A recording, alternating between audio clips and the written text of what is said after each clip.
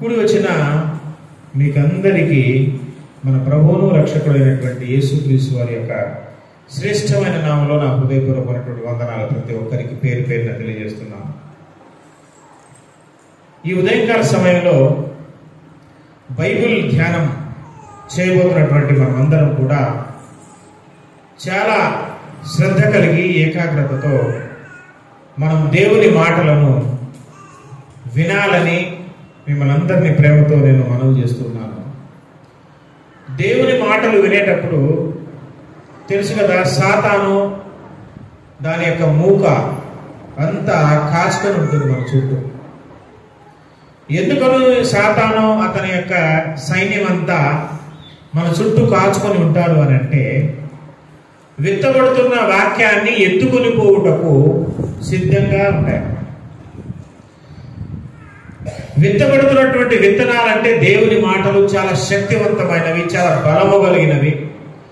ఒక వ్యక్తి యొక్క పాప జీవితాన్ని మార్చేసేటువంటి శక్తి కలిగ రెండంచుల ఖడ్గం వంటి బలమైనది దేవుని వాక్యం.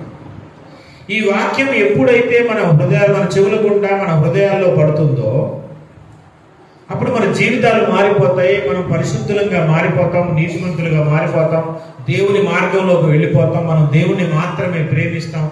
ఈ లోకాన్ని కానీ లోకంలో ఉన్న వాటిని కానీ ప్రేమించం, పాపము చేయలేము. కాబట్టి మన జీవితం అనేది మారిపోతుంది. మనం దేవుని బిడ్డలం, దేవునికి ఇష్టమైన పిల్లలుగా మారిపోతాం. అది సాతానికి ఇష్టం ఉండదు. కాబట్టి విత్తబడుతున్న వాక్యము హృదయంలోనికి వెళ్ళనివ్వకుండా దాన్ని ఎత్తుకొని పోవడం కోసం సాతాను తన సైన్యము మన చుట్టూ కాచుకొని ఉంటారు. కాబట్టి మనం ఏమాత్రం నిర్లక్ష్యం చేసినా, నిర్లక్ష్యం వహించినా, అశ్రద్ధ చూపించినా సాతాను విత్తబడుతున్నటువంటి వాక్యం హృదయంలోకి వెళ్లకుండా ఎత్తుకొని వెళ్ళిపోయే ప్రమాదం ఉంది. కాబట్టి దేవుని మాటలు వినేటప్పుడు మనం చాలా జాగ్రత్తగా భయం భక్తి కలిగి ఆయన మాటలు మనం పరిశీలించాలి. మనం దేవుని మందిరానికి వచ్చేది దేనికోసం అని అంటే, ఒకటి ఆయన ఆరాధించడం కోసం, రెండవది ప్రాముఖ్యమైనది ఏంటంటే ఆయన మాటలు విని మన జీవితాలు అలాగ ఉన్నావో లేవో పరిశీలించుకొని మన జీవితాలను సరిచేసుకోవడానికే మనం దేవుని మందిరానికి వస్తున్నాం. కాబట్టి దేవుని మాటలు వినేటప్పుడు సాతాను చేసే ముఖ్యమైన రెండు పనులు, ఒకటి వాక్యాన్ని వినకుండా అశ్రద్ధగా ఉండేటట్టుగా చేసి, నిర్లక్ష్యంగా ఉండేటట్టుగా చేసి దేవుని వాక్యాన్ని ఎత్తుకొని పోవడం. రెండవది ఏంటంటే మనకు నిద్ర మత్తును కలుగు చేయటం, నిద్ర మనస్సును కలుగు చేయటం. మనల్ని నిద్రలోనికి తీసుకుని వెళ్ళిపోయాడనుకో, వాడు విజయవంతమైనట్టు, సక్సెస్ అయినట్టే, వాడు అనుకున్నది సాధించినట్టే. మరి నిద్రపోతున్న వాడికి ఏం మాట్లాడుతుంది ఏంటి అర్థం కాదు కదా. ఒకటి నిద్రలోకైనా తీసుకెళ్ళాలి, లేదా చెప్పే వాక్యం అర్థం కాకుండా అశ్రద్ధ వహించే విధంగా అయినా చేయాలి. ఈ రెండు రకాలుగా అతను విశ్వాసులను మోసం చేస్తాడు. ఈ మోసాలు ఎరిగిన మనం చాలా జాగ్రత్తగా ఉండాలని ప్రభు పేరిట మిమ్మల్ని అందరూ నేను మనం చేసుకుంటున్నాను. చూడండి, నేటి సందేశానికి మూలవాక్యంగా 1 తిమోతి పత్రిక 6వ అధ్యాయము 16వ వచనాన్ని మనం ఒకసారి చదువుకుందాం. 1 తిమోతి పత్రిక 6వ అధ్యాయము 16వ వచనాన్ని మనం గమనించినట్లయితే అక్కడ ఏముందంటే, సమీపింపరాని తేజస్సులో ఆయన మాత్రమే వసించుచు అమరత్వము గలవాడై ఉన్నాడు. మనుషులలో ఎవడును ఆయన చూడలేదు, ఎవడును చూడనేరడు అని.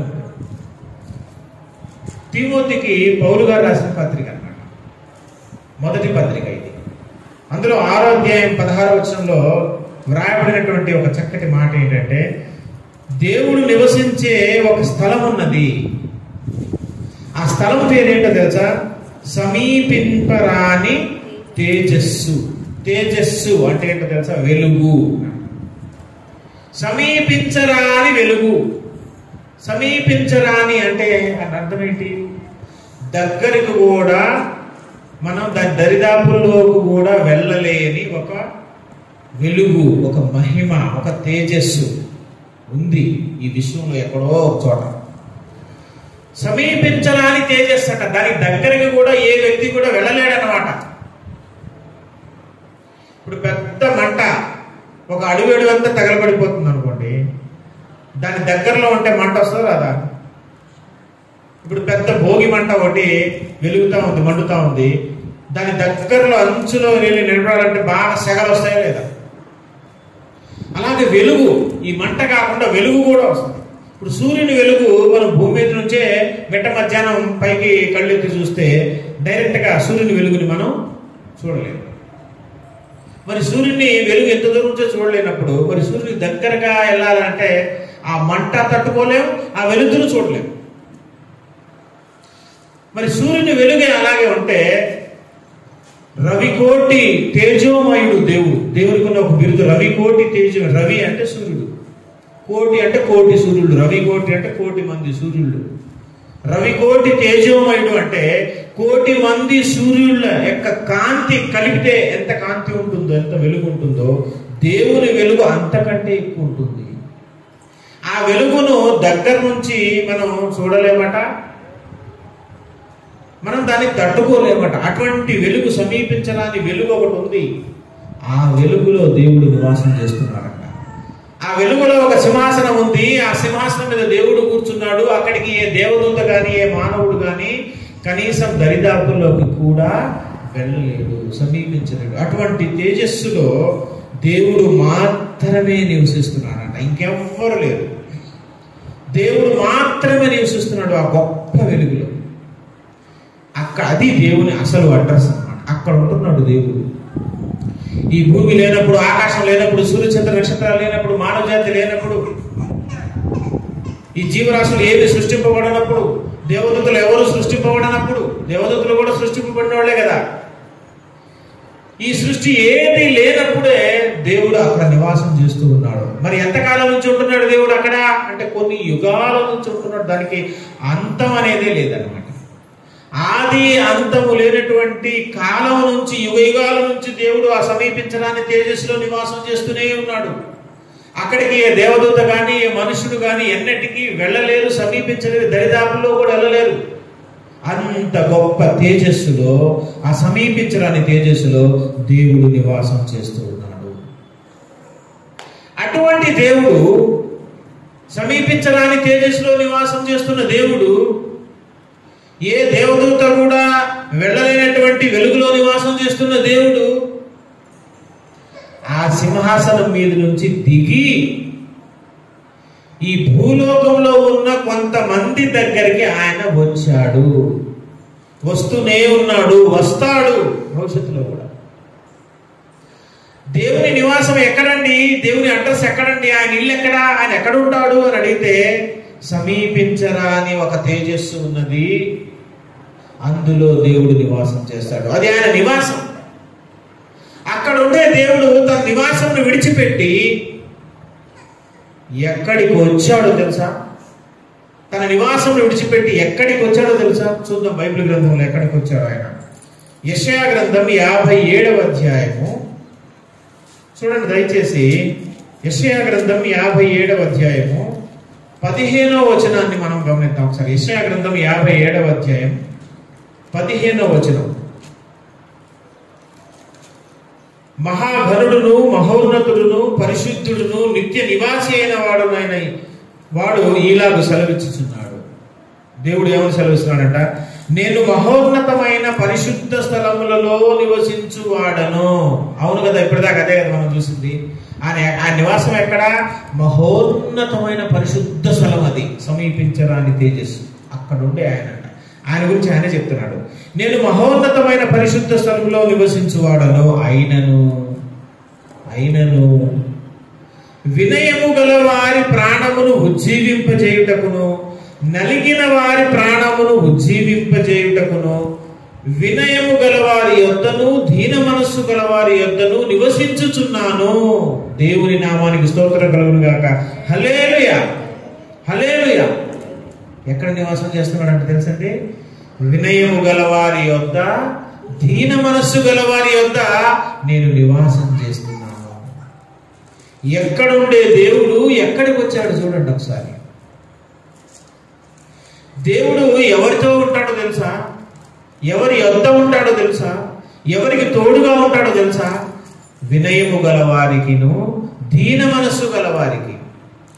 ప్రియ సహోదరి సహోదరుడా, నీవు వినయము కలిగిన వాడవా, దీన మనస్సు కలిగిన వాడవా?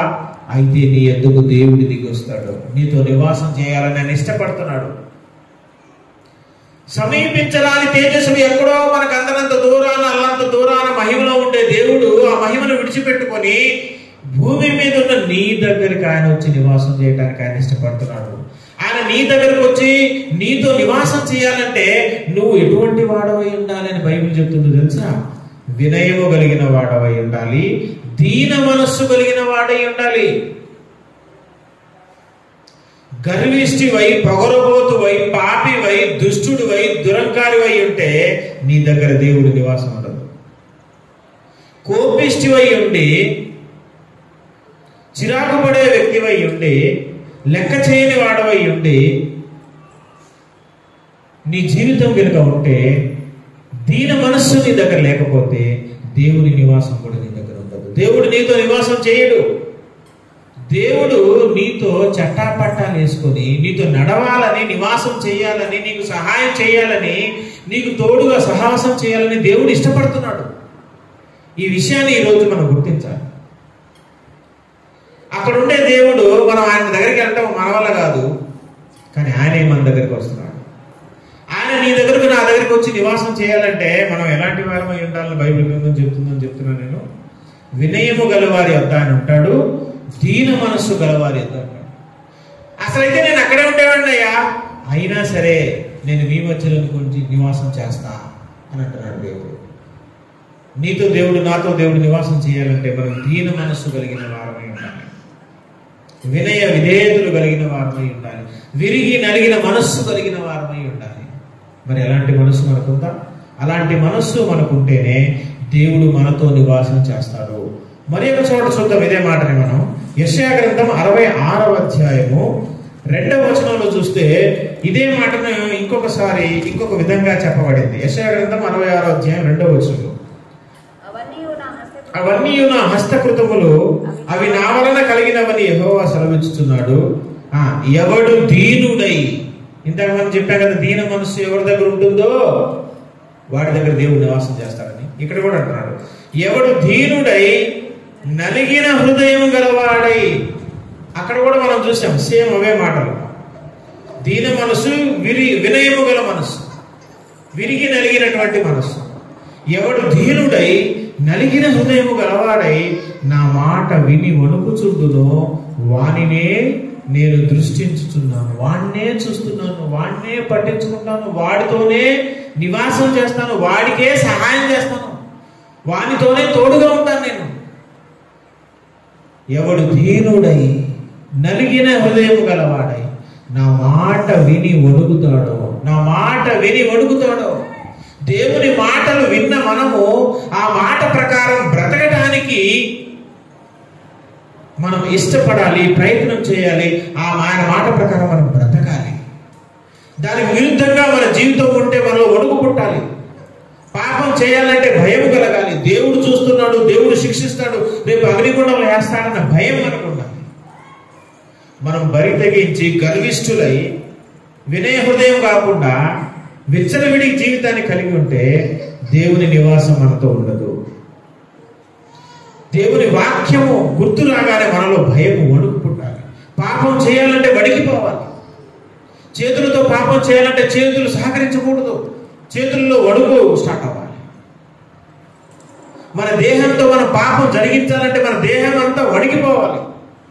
దేవుని మాటలు గుర్తు రాగానే, దేవుడు గుర్తు రాగానే భయముతో మన కాళ్ళు చేతులు గజగజ వణికిపోవాలి. పాపం చేయాలంటే మనం ఏమాత్రం ఇష్టపడకూడదు, పాపం మీద అసహ్యం కలగాలి. దీన మనస్సు, తగ్గింపు మనస్సు, యేసుక్రీస్తుకున్నటువంటి దీన మనస్సు కలిగిన వాడమై ఉండాలి. యేసు ప్రభు వారిని ముఖం మీద ఉమ్మేశారు, గడ్డాన్ని పట్టుకొని లాగేశారు, ఆయన వీపును నాగలి చాల్లో దున్నేశారు, ఆయన బట్టలు లాగేశారు. కానీ ఆయన కోపగించుకున్నాడా? దీన మనస్సు కలిగి అలాగే చూస్తూ ఉన్నాడా? దీన మనస్సు కలిగి అలాగే వదకు తేయబడిన గొర్రె పిల్ల వలె ఆయన మౌని అయి ఉండేది. ఊరంతా పంచాయతీ పెట్టారు. ఊళ్ళో జనమంతా వాడిని సిలువేయండి, చంపేయండి అని అరుస్తున్నారు. అక్కడ గవర్నర్ గారేమో ఏమయ్యా వాళ్ళు చంపేయమంటున్నారు ఏంటి అని అంటే మౌనంగా ఉన్నాడు. దీన మనస్సు, విరిగి నలిగిన మనస్సు, అటువంటి మనస్సు యేసుక్రీస్తుకున్నటువంటి మనస్సు మనం కూడా కలిగి ఉంటే దేవుని నివాసం ఆకాశం మహాకాశంలో దాటి సమీపించరాని తేజస్సులో ఉంటున్నటువంటి దేవుని నివాసం నీతో నాతో కూడా ఉంటుంది. ప్రియులారా, విషయాన్ని గమనించండి. నువ్వు విరిగి నలిగిన వాడవై ఉండాలి, దీన మనసు కలిగిన వాడై ఉండాలి. దేవుని మాటలంటే భయం వణుకు నీలో పుట్టాలి. అటువంటి వారినే నేను పట్టించుకుంటాను, వారి యొద్దనే ఉంటాను, వారినే చూస్తున్నాను, నా చెవులు కళ్ళు వారి వైపే ఉన్నాయి అంటున్నాడు దేవుడు. విరిగి నలిగిన హృదయం మరి మనకున్నదా? లేకపోతే దేవుని నివాసం మనతో ఉండదండి. దేవుని నివాసం నీకు నీ కుటుంబానికి ఉండాలంటే నీవు నీ కుటుంబ సభ్యులందరూ చేయవలసిన పని ఏంటో తెలుసా? విరిగి నలిగిన హృదయం గలవారిగా, దీన మనసు కలిగిన వారిగా మీరు బ్రతకాలి. దేవుని మాటలు జ్ఞాపకం చేసినప్పుడల్లా మనలో వణుకు పుట్టాలి. ఎవడు దీనుడై నలిగిన హృదయం గలవాడై నా మాట విని వణుకుతాడో వాణ్ణి నేనే దృష్టించుతున్నాను, వాణి యొద్ద నేను నివాసం చేస్తున్నాను అంటున్నాడు దేవుడు. ఇద్దరు ముగ్గురు ఎక్కడైతే కూడి నా నామంలో ప్రార్థన చేస్తారని కూడా మాట ఇచ్చారు కదా. మత్తయి సువార్త 18వ అధ్యాయం చూడండి. మత్తయి సువార్త 18వ అధ్యాయము 20వ వచనంలో, మత్తయి సువార్త 18వ అధ్యాయం 20వ వచనంలో ఏమనుంది? ఏలైనగా ఇద్దరు ముగ్గురు నా నామమున ఎక్కడ కూడి ఉందురో అక్కడ నేను వారి మధ్యన. ఇద్దరు ముగ్గురు నా నామంలో ఎక్కడ కూడి ఉంటారో వారి మధ్యలో నేను ఉంటాను. ఇద్దరు ముగ్గురు కూడిన ప్రతి ఒక్కరి మధ్యలో ఉంటాడా మరి అంటే పాపుల మధ్యలో ఉండడు ఆయన. విచ్చలవిడిగా బ్రతికి, ఇష్టానుసారంగా బ్రతికి, నోటితో ఇష్టానుసారంగా మాట్లాడి, హృదయంలో లోకంలో ఉన్న కుళ్ళు కుతంత్రం పాపం చెత్తతో నింపేసుకొని దేవుని మాటల ప్రకారం బ్రతకకుండా నీ ఇష్టానుసారంగా నువ్వు బ్రతుకుతూ వచ్చి మోకరించి ఇద్దరు ముగ్గురు కలిసి ప్రార్థన చేస్తే వారి మధ్యలో దేవుడు ఉంటాడా అంటే ఉండడు. ఆయన ఎవరి మధ్యలో ఉంటాడు? ఎవరితో నివాసం చేస్తాడు? ఎవరి దగ్గరకు వస్తాడంటే దీన మనసు కలిగిన వారి యొక్క, వినయం కలిగిన వారి యొక్క నివాసం చేయాలని ఆయన ఇష్టపడుతున్నాడు. మరి దీన మనసు వినయం లేకుండా నీ ఇష్టానుసారంగా నువ్వు బ్రతికి ఊళ్ళోని ఇష్టానుసారంగా జీవితాన్ని కలిగి ఉండి దేవుని మందిరానికి వచ్చి ఒక ఇద్దరు ముగ్గురు కలిసి మరి మోకరించి ప్రార్థన చేస్తే వారి మధ్యలో ఉంటాడా? ఉండడు. వారి ప్రార్థన వినడు కూడా ఆయన. వారి ప్రార్థన అంటేనే ముఖం అటువైపు తిప్పేసుకుంటాడు దేవుడు. అలాంటి వారి గురించి చెప్పాడు కదా యెషయా గ్రంథం 1వ అధ్యాయంలో. తీయండి ఒకసారి యెషయా గ్రంథము 1వ అధ్యాయము 12వ వచనం చూడండి. ఏమంటున్నాడు? నా సన్నిధిని కనబడవలనని మీరు వచ్చుతున్నారే, నా ఆవరణను తొక్కుటకు మిమ్మును రమ్మని వాడేవాడు, మీ నైవేద్యం వ్యర్థము, అది నాకు అసహ్యం పుట్టించు చూపరులను, దాని ఎకను తేకుడి. అమావాస్య విశ్రాంతి దినము సమాజ కూడా ప్రకటనలు జరుగుతున్నవి. పాపులు గుంపు కూడిన ఉత్సవ సమాజమును నేను ఓర్చజాలను. ఏంటంటే పాపులు గుంపు కూడిన ఉత్సవ సమాజము. అది ప్రార్థనైనా కావచ్చు, పండుగైనా కావచ్చు, ఏదైనా కావచ్చు. పాపుల గుంపు అంటున్నాడు దేవుడు దాన్ని. పరిశుద్ధుడుగా నువ్వు గుంపు కూడితే, పరిశుద్ధ జనాంగంగా మీరు ఇద్దరు ముగ్గురు ఒక చోట ఆయన నామంలో ప్రార్థన చేస్తే వారి మధ్యలో ఆయన నివాసం ఉంటుంది. కానీ వినయ విధేయతలు లేకుండా, దీన మనస్సు లేకుండా, ఇష్టానుసారంగా బ్రతుకుతూ దేవునికి అసహ్యమైన పనులు లోకంలో చేస్తూ నువ్వు ఒక సమాజంగా కూడుకొని మేము ఇద్దరు ముగ్గురు కలిసి ప్రార్థన చేస్తున్నాం కాబట్టి దేవుడు మన మధ్యలో ఉంటాడనుకుంటే పొరపాటు. దాని దేవుడు పాపుల గుంపు అంటున్నాడు ఆయన. 15వ వచనంలో ఏమంటున్నాడు? మీరు మీ చేతులు చాచినప్పుడు మిమ్మల్ని చూడక నా కన్నులు కప్పుకొద్దును, మీరు బహుగా ప్రార్థన చేసినను నేను వినను. బహుగా ప్రార్థన చేసినా నేను వినను. ఎందుకని? నా మాటల ప్రకారం మీరు మీ బ్రతుకులు లేకుండా మీ ఇష్టానుసారంగా బ్రతుకుతూ వచ్చి మేము ప్రార్థన చేస్తున్నాం వినమంటే ఎట్లా వింటాడు? మేము ఇద్దరు ముగ్గురు కూడుకున్నాం మా మధ్యలోకి రమ్ము దేవా దిగిరమ్మంటే ఎట్లా దిగి వస్తాడండి? దేవుని మాటలకు విరుద్ధంగా మన జీవితాలు ఉన్నప్పుడు. అందుకే ఆకాశ మహాకాశంలో ఎందుకు సంచరించే దేవుడు, సమీపించరాని తేజస్సులో నివాసం చేసుకున్న దేవుడు నీ మధ్య నా మధ్య వచ్చి నివాసం చేయడానికి ఇష్టపడుతున్నాడు. అలాగే నివాసం చేయాలంటే మనం ఎటువంటి వారమై ఉండాలి? మనం పాపుల గుంపుగా ఉండటానికి వీల్లేదు. పరిశుద్ధ సమాజంగా, పరిశుద్ధుల గుంపుగా మనం ఉండాలని దేవుడు ఇష్టపడుతున్నాడు. వినయం కలిగిన వారంగా, దీన మనసు కలిగిన వారంగా మనం ఉండాలని ఆయన ఇష్టపడుతున్నాడు. అప్పుడు ఆయన నివాసం మన మధ్యలో ఉంటుంది. పరమగీతముల గ్రంథము తీయండి ఒకసారి. పరమగీతముల గ్రంథము 8వ అధ్యాయము 5వ వచనంలో ఏముందో చూడండి. పరమగీతముల గ్రంథం 8వ అధ్యాయం 5వ వచనం. తన ప్రియుని మీద ఆనుకొని అరణ్య మార్గమున వచ్చున్నది ఎవతే. తన ప్రియుని మీద ఆనుకొని అరణ్య మార్గంలో వచ్చేది ఎవరు అంటే ఆనాడు ఇశ్రాయేలీయులు, దేవుని సమాజం. ఈనాడు పరిశుద్ధులు అన్నమాట, క్రైస్తవులైనటువంటి మనం అన్నమాట, సంఘం. ఆనాడు ఇశ్రాయేలీయులు, ఈనాడు దేవుని కొత్త నిబంధన సంఘం. అరణ్య మార్గము గుండా వస్తుందట. ఆనాడు ఇశ్రాయేలు జాతి అరణ్య మార్గము గుండా ప్రయాణం చేసింది. ఈనాడు క్రీస్తు రక్తంలో కడగబడిన సంఘం, పరిశుద్ధ సంఘం ఈ అరణ్య మార్గము గుండా, అంటే ఇరుకైన మార్గము గుండా, కరుకైన మార్గము గుండా, ముళ్ళ బాటలో, యేసయ్య మార్గంలో, శ్రమల మార్గంలో మనం నడుస్తున్నాం. మనం ఈ మార్గము గుండా నడుస్తున్నప్పుడు యేసయ్య మీద ఆనుకొని మనం నివాసం చేయాలి. తన ప్రియుని మీద ఆనుకొని అరణ్య మార్గంలో వస్తున్నది ఎవతే అని వ్రాయబడింది పరమగీతంలో. అంటే ఎవరు అంటే సంఘం. తన ప్రియుడు, మన ప్రియుడైన యేసయ్య మీద మనం ఆనుకొని ఉండాలి. ఆనుకొని ఉండాలంటే ఆయన మన ప్రక్కన ఉండాలిగా, మనతో నివాసం చేయాలిగా. మరి మనం ఆయనతో నివాసం చేస్తేనే ఆయన మీద మనం ఆనుకుంటాం. మరి ఆయన మనతో నివాసం చేయాలంటే మనం ఎటువంటి వారమై ఉండాలని బైబిల్ గ్రంథం సెలవిస్తుంది. వినయం కలిగిన వారంగా, దీన మనస్సు కలిగిన వారంగా, ఆయన మాటలు విని వణికే వారంగా ఉండాలని బైబిల్ గ్రంథం సెలవిస్తుంది. అలాంటి వారి యొక్క దేవుని నివాసం ఉంటుంది. అప్పుడు మనం ఆయన మీద ఆనుకొని యేసయ్య మార్గంలో మన జీవిత కాలం అంతా గడుపుతా ముందుకెళ్ళాలి. ఇది క్రైస్తవ జీవితం అంటే. అరణ్య మార్గం కూడా వెళ్ళాలి, ఆయన మీద ఆనుకొని అరణ్య మార్గంలో వెళ్ళాలి. మరి అరణ్య మార్గం కష్టకాలం. అరణ్య మార్గం గుండా వెళ్ళాలంటే అర్థం ఏంటి? అదే మార్గంలో ఉండాలి. మార్గం తప్పి తిరగడానికి వీల్లేదు. మార్గము తప్పి తిరిగే చుక్కలు కొంతమంది విశ్వాసులు ఉంటారు.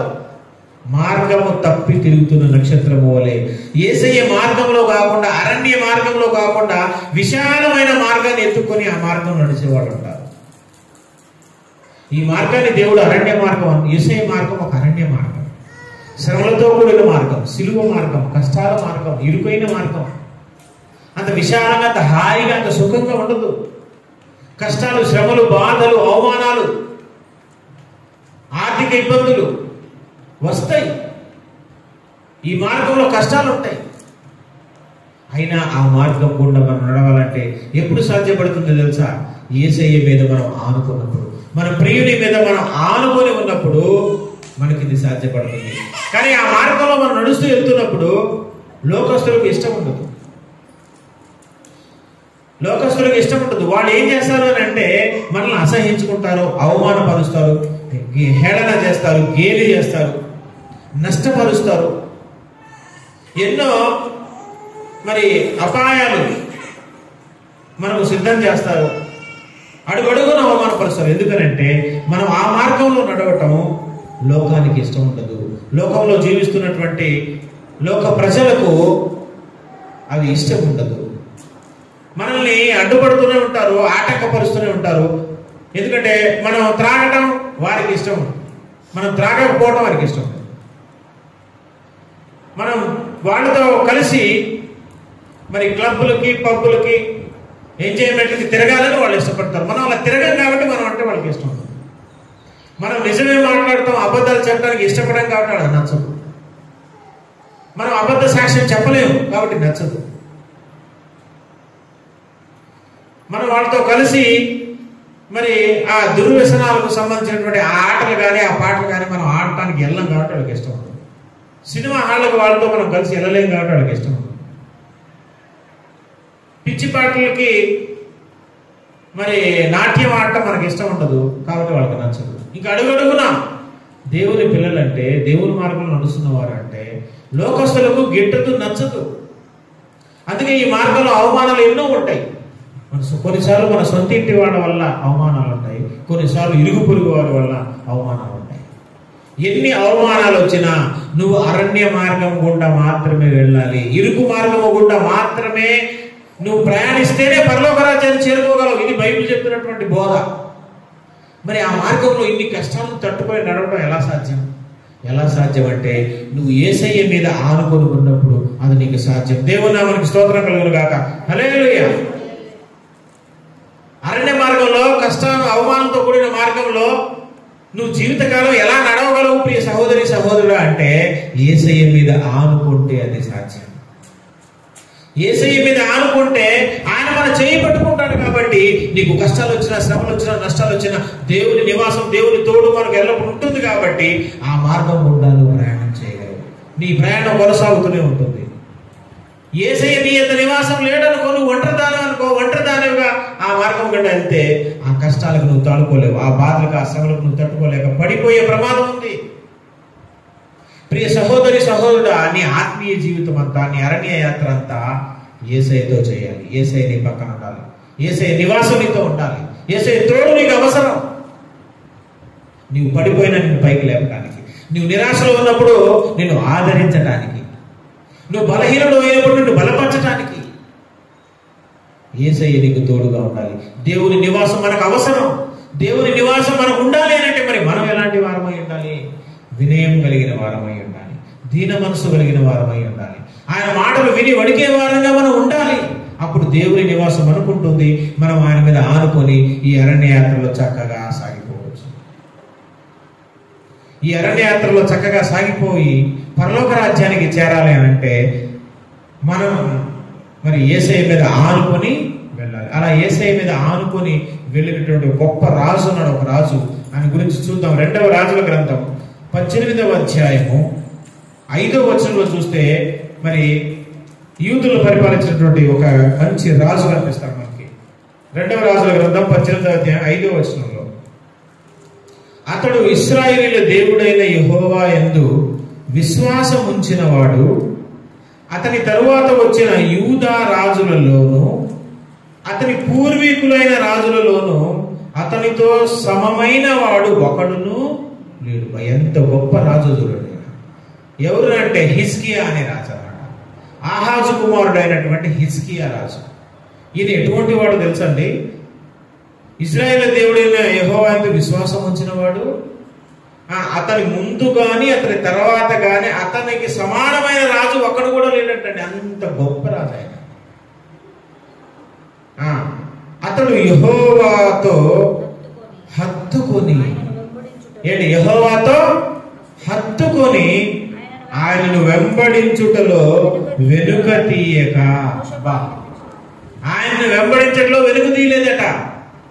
ఇక్కడ హిజ్కియా అనే ఒక గొప్ప రాజు, యూదా రాజు మనకు కనిపిస్తూ ఉన్నాడు. అతని ముందు గాని అతని తర్వాత గాని అతని వంటి గొప్ప వ్యక్తి ఎవ్వరు లేరట. అతని వంటి గొప్ప రాజు ఎవ్వడు లేడట. అంత గొప్ప సాక్ష్యం ఉంది ఆయనకి.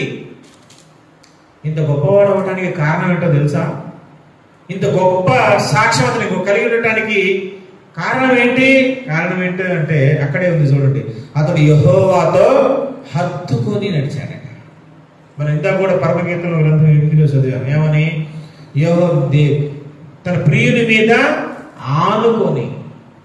ఇక్కడేమో యెహోవాతో హత్తుకొని, రెండు ఒకటి. హత్తుకొని, ఆనుకొని. హత్తుకొని నడిచాడంట ఇతను. ఆయన వెంబడించుటలో వెలుగు తీయలేదటండి. బా, ఏం జీవితం ఉంటాయండి. ఆయన వెంబడిస్తూనే ఉన్నాడంట తన బ్రతుకు కాలం అంతా, కానీ ఎప్పుడు వెనక్కి తిరగలేదట. ఇక యేసు ప్రభు వారు కూడా ఒక మాట చెప్తాడు, నాగటి మీద చెయ్యి వేసిన వాడు వెనక్కి తిరిగి చూడకూడదు. నాగటి మీద చెయ్యి వేసిన వాడు వెనక్కి తిరిగి చూడకూడదు. ఒక్కసారి యేసు ప్రభు వారిని నీ సురక్షితులుగా అంగీకరించి పాప జీవితాన్ని విడిచిపెట్టి లోకాన్ని విడిచిపెట్టిన తరువాత ఇక నువ్వు ముందుకు సాగిపోవాలే గాని ఆ మార్గంలో, యేసయ్య మార్గంలో వెనక్కి తిరిగి చూడకూడదు. వెనక్కి తిరిగి చూసిన యోబు భార్య ఏమైపోయింది? ఉప్పు స్తంభం అయిపోయింది. లోతు భార్య, సారీ, వెనక్కి తిరిగి చూసిన లోతు భార్య ఏమైపోయింది? ఉప్పు స్తంభం అయిపోయింది. యేసుప్రభు వారు కూడా ఏమన్నారు? నాగటి మీద చేసిన తర్వాత వెనక్కి వైపు తిరిగి చూడొద్దు అన్నాడు. ఇక్కడ యూదా రాజు హిజ్కియా చరిత్ర చూస్తున్నాం. తన బ్రతుకు కాలం అంతా వెనక్కి తిరగలేదట. ఇక ఆయన వెంబడించడంలో వెనక్కి తిరగలేదు. నేను ఇందా కూడా అదే చెప్పా. యేసయ్య మార్గంలో ఆయన మీద హత్తుకొని, ఆయన మీద ఆనుకొని, ఆయన చేయి పెట్టుకొని మనం నడుస్తూ ఉన్నప్పుడు ఇక వెనక్కి తిరిగి చూడాల్సిన పని లేదు. సాగిపోతూనే ఉండాలి. మన ప్రయాణం వెనక్కి తిరిగి ఇంకా చూడకూడదు. ఆయనంట హత్తుకొని ఆయన వెంబడించుటలో వెనుక తీయక ఆయన మోషేకు ఆజ్ఞాపించిన ఆజ్ఞలన్నిటినీ గైకొనుచుండెను. ఆజ్ఞలన్నీ, దేవుని ఆజ్ఞలన్నీ గైకొంటూ ఉన్నాడట. ఇందాక కూడా మనం చదివాం. ఏమని తెలుసా? ఎవడు దీనుడై నలిగిన హృదయం కలవాడై ఆయన మాట విని వణుకుచుండునో వాణ్ణి నేను దృష్టిస్తున్నా అన్నాడు. ఆయన మాట విని వణకాలి. ఇక్కడ కూడా ఆయన ఆజ్ఞలన్నీ పాటించాడట. ఆయన మనం పాపం చేయటానికి ప్రయత్నించినప్పుడు దేవుని మాటలు గుర్తుకు రావాలి. గుర్తుకు వచ్చి భయం వణుకు పుట్టాలి మన వెన్నులో. ఆ పాపం దగ్గర నుంచి పారిపోవాలి మనం. అది ఏ రకమైన పాపం కానీ, అది అబద్ధం కావచ్చు, మోసం కావచ్చు, దొంగతనం కావచ్చు, వ్యభిచారం ఏదైనా కావచ్చు.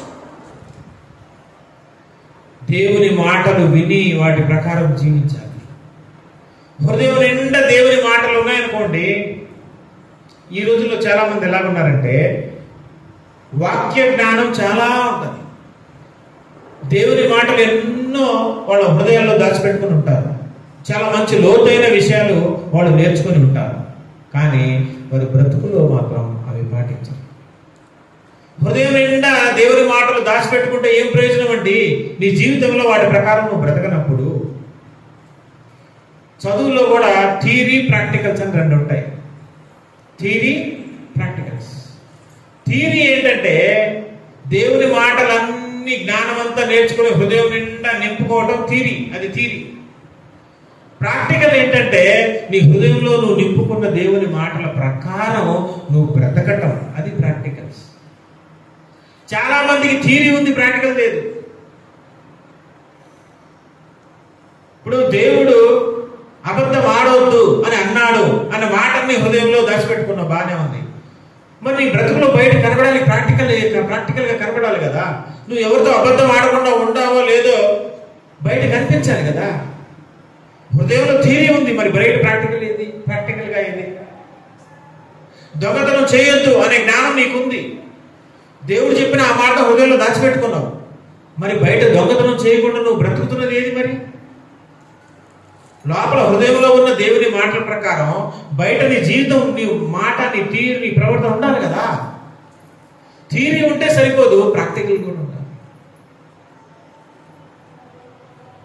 వ్యభిచరించొద్దు అని దేవుడు అన్నాడు అన్న విషయం నీకు గుర్తుంది, నీ హృదయంలో ఆ వాక్యం భద్రపరుచుకున్నావు, మంచిదే.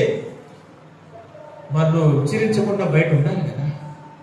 ధనాన్ని నువ్వు ఆశించొద్దు, ధనవంతుడు పరలోక రాజ్యానికి వెళ్ళడు అనే మాట నువ్వు బైబిల్ గ్రంథంలో నుంచి నేర్చుకున్నావు, దాని హృదయంలో దాచిపెట్టుకున్నావు. ఆ జ్ఞానం నీకుంది, మంచిదే. మరి నువ్వు బయట కూడా ధనాశ లేకుండా బ్రతకాలి కదా. నిన్ను వల్ల నీ పొరుగు వారిని ప్రేమించమని దేవుడు చెప్పాడన్న విషయాన్ని నువ్వు విన్నావు, వాక్యం హృదయంలో దాచిపెట్టుకున్నావు, మంచిదే. మరి నువ్వు ప్రేమించడం స్టార్ట్ చేయాలి కదా. బయట నీకు కనబడి, నీ జీవితంలో ఆ మాటలు కనబడాలి కదా. హృదయం నిండా దేవుని వాక్యం నింపుకున్నావు, మంచిదే. ప్రియ సహోదరి సహోదరుడా, దాని ప్రకారం నీ బ్రతుకులు ఏదంటున్నా నేను? నీ మాటలు అలా ఉన్నాయా? నీ చేష్టలు అలా ఉన్నాయా? నీ ప్రవర్తన అలా ఉన్నదా? మరి లేనప్పుడు ఏ ఉపయోగం అంటున్నా నేను? దేవుని మాటలు, జ్ఞానం నేర్చుకున్నది హృదయంలో దాచిపెట్టుకుంది ఎందుకోసం? దాని ప్రకారం అలాగున నువ్వు బ్రతకటం కోసం. ప్రాక్టికల్ గా నీ జీవితం ఏది? విశ్వాసం ఉండాలి, క్రియ ఉండాలి. విశ్వాసం అంటే ఏంటి? దేవుని మాటలను నువ్వు విశ్వాసం ఉంచావు, నమ్మావు, హృదయంలో దాచిపెట్టుకున్నావు. మరి దాని ప్రకారం నువ్వు చెయ్యాలి కదా, క్రియలు కనబడాలి కదా. క్రియల్లో ఏవి? నీవు నేర్చుకున్న మాటలు, హృదయంలో దాచిపెట్టుకున్న మాటలు క్రియల రూపంలో ప్రతిబింబింపజేయాలి, రిఫ్లెక్ట్ కావాలి. అది దేవునికి ఇష్టమైనది. అదే నీ జీవితాన్ని పరలోక రాజ్యానికి నడిపిస్తుంది. క్రియలు ఉండాలి. విశ్వాసం మాత్రమే కాకుండా క్రియలు ఉండాలి. ఇప్పుడు దేవుడు నిజమైన దేవుడని మనం నమ్మటమే కాదు, దయ్యాలు కూడా నమ్ముతున్నాయట. ఉంది కదా యాకోబు పత్రిక 2వ అధ్యాయంలో ఆ మాట ఉంది కదా. తీయండి ఒకసారి యాకోబు పత్రిక 2వ అధ్యాయము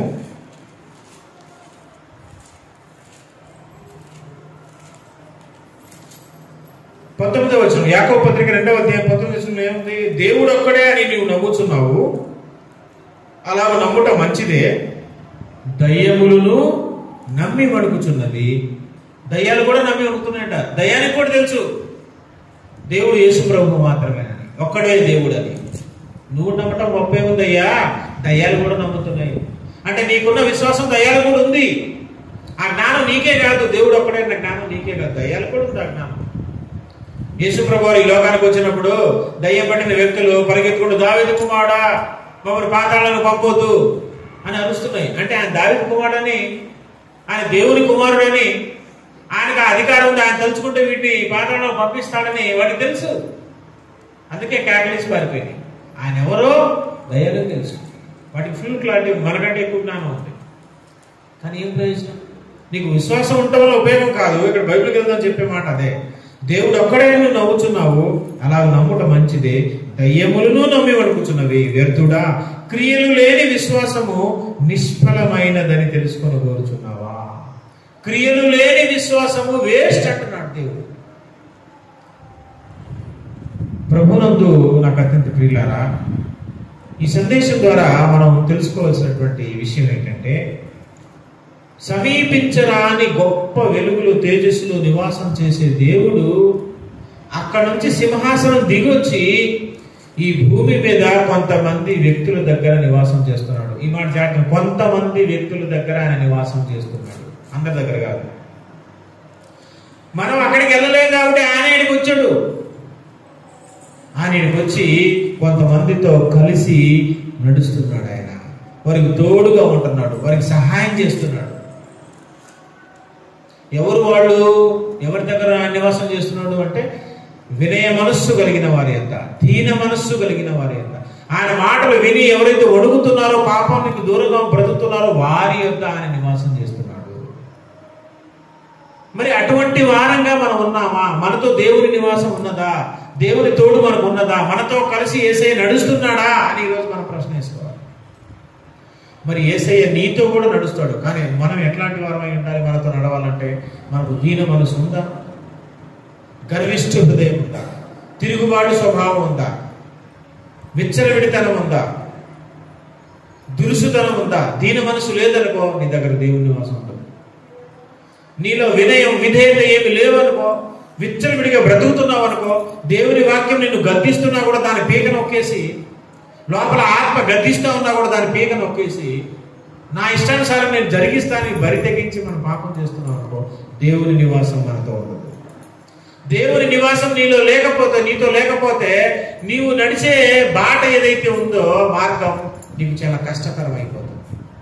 ఆ మార్గంలో నీకు ఎన్నో శ్రమలు ఎదురవుతాయి, ఎన్నో కష్టాలు ఎదురవుతాయి. అప్పుడు నువ్వు పడిపోతావు, నీకు లేపేవాడు ఉన్నాడు. దేవుడు నీ పక్కన నివాసం ఉంటే, నీతో నడిస్తే, నీవు పడిపోయిన స్థలం నుంచి పైకి లేపుతాడు ఆయన. నీవు బలహీనం పడిపోయినటువంటి సమయాల్లో నేను బలపరుస్తాడు ఆయన. నీవు కృంగిపోయిన సమయాల్లో నిన్ను లేవనెత్తుతాడు ఆయన, ఆదరిస్తాడు ఆయన, ప్రేమిస్తాడు ఆయన.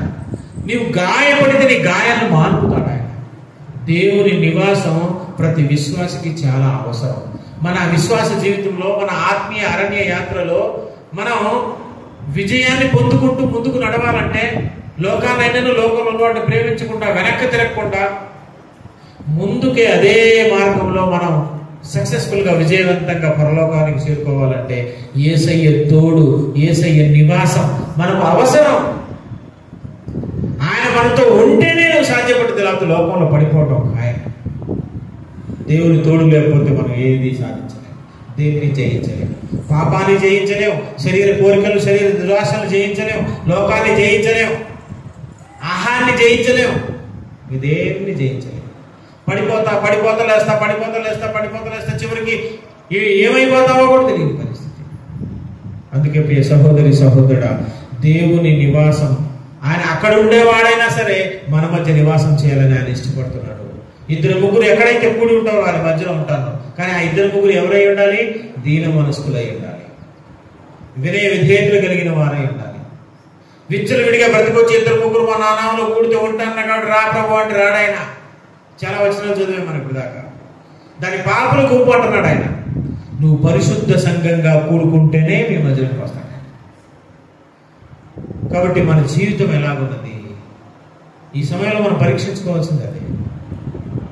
దేవుని మాటల ప్రకారం హిజ్కియా బ్రతికాడు. ఆయన వెనక్కి తిరిగి ఎప్పుడు చూడలేదు. అందుకే ఆయన జీవితకాలం అంతా విజయమే. ఎక్కడికి వెళ్ళినా ఆయన అడుగుపెట్టిన ప్రతి స్థలంలో విజయమే. అబ్రహాం జీవితాన్ని చూసిన ఆయన అడుగుపెట్టిన ప్రతి స్థలం ఆశీర్వదింపబడింది. మన జీవితం కూడా విజయవంతంగా సాగాలి అని అంటే మనం వినయం కలిగిన వారంగా బ్రతకాలి. తగ్గింపు, విరిగి నలిగిన హృదయాన్ని కలిగిన వారంగా ఉండాలి. ప్రార్థనలో ఎక్కువ సమయం గడపాలి. ఉపవాసంలో ఎక్కువ సమయం గడపాలి. దేవుని సన్నిధిలో ఎక్కువ సమయం గడపాలి. దేవుని గ్రంథాన్ని ఎక్కువసేపు చదవాలి. మనం చదువు రానప్పుడు టీవీల ద్వారాగానో, రేడియో ద్వారాగానో, మొబైల్ ద్వారా దేవుని వాక్యం తరచుగా మనం వింటా ఉండాలి. అది మనస్సుకు సంతోషాన్ని కలిగిస్తుంది. మన హృదయాన్ని నల్లగొడుతుంది. అది మన శరీర క్రియలని నశింపజేస్తుంది. దేవుని వాక్యం, దేవుని వాక్యానికి ఎంత పవర్ ఉందండి, మీరు నమ్మండి. దేవుని వాక్యానికి ఎంత పవర్ ఉందంటే మనం పాపం చేయొద్దు అని అనుకుంటాం, కానీ చేసేస్తున్నాం. నువ్వు దాన్ని జయించలేకపోతున్నావా? నీ వల్ల కాకపోతే అది దేవుని వాక్యానికి ఉంది ఆ శక్తి. కాబట్టి దీన మనస్కులై వినయ విధేయం కలిగి యేసయ్య మీద ఆనుకుంటూ ఆయన మార్గంలో ముందుకు నడిచిపోతే మనం రేపొద్దున పరలోక రాజ్యానికి చేరతాము.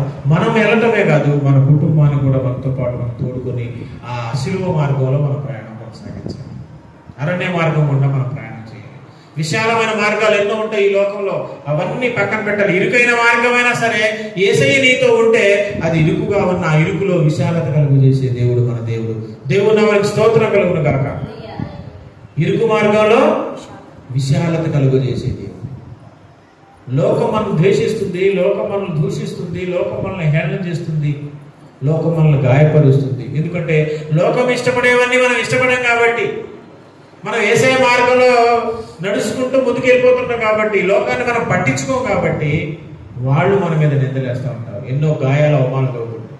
వాటన్నిటిలో నీకు విజయం పొందుకోవాలంటే, నీకు విజయం రావాలంటే యేసయ్య నివాసం నీతో ఉండాలి. యేసయ్య తోడు మనతో ఉండాలి. యేసయ్య తోడు మనతో లేకపోతే మనం విశ్వాస యాత్రలో ముందుకు సాగలేం, జయించలేము. లోకాశలకు లొంగిపోతాం, శరీరాశలకు లొంగిపోతాం, పాపానికి బానిసలైపోతాం, నశించే నరకాగ్ని కొట్టడానికి వెళ్ళిపోతాం.